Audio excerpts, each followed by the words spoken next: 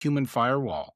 And that is the most vulnerable firewall. Like you can configure technological firewalls and say the human can click on a link and then it just opens up the floodgates and nothing else works. Basically that overrides everything else. Right.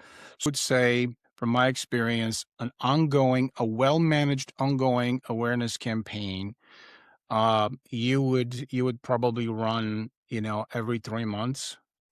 Once a year is quite insufficient. I would say you need to have like a quarterly email go out and train people. We also do simulations. There's a way to do a simulation. So you send an email that kind of looks like a phishing email, but it's the good guys are sending it, obviously, right? So we can do also A simulate. test. Yes, yes. So it's actually a phishing email, but it's sent by the good guys to test how much people will respond to that. And you do these like quarterly campaigns, then you have 4 quarters. You kind of say, you know what? We have 2 team members that always just seem to be clicking on those links. It's not about reprimanding them.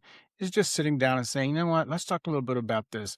It's not good to shame people. It's not good to scare people into this. It's just good to open their eyes to the importance of what this is. So I think a well-managed campaign, depending on the size of the organizations, I have clients who run them constantly. Pretty much every month they have something. I've worked with clients who do more like the semi-annual or annual. It kind of depends. That's the job of the information security manager to work with leadership, because leadership, the business owner, if it's a business owner who says, "Nah, I don't want none of that stuff. I just want to do something for compliance, just to have the for the cyber insurance," asks a question, "Do you do information security awareness campaigns?" I just want to check that box. That's it. And I would say it's better than nothing. It's probably not very effective, but if you're that type of business owner, okay, fine. But you're not really training your people. I would say to actually train your people is just probably say quarterly, bi-monthly even. And because even with the home office of these insurance companies, I mentioned we work with 6 different mutually owned companies.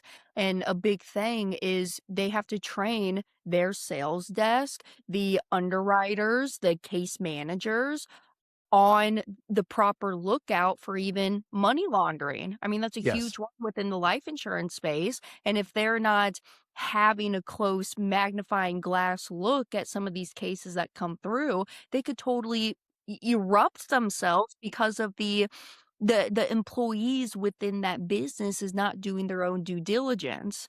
People who've been breached, that have experienced, a serious breach into their organization, they listen differently. They've experienced the effect, the impact of data being stolen or someone stealing their identity or whatever. And so a well-prepared business would take cybersecurity risk and just make it part of business risk, because you have all kinds of different risks. It's just one of the risks, right?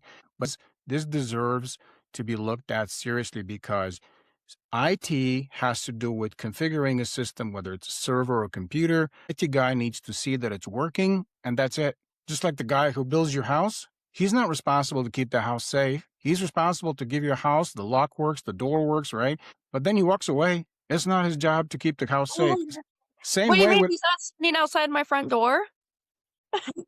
said that bad guys need to be right only once. We have to be right all the time, because one slip and we're done.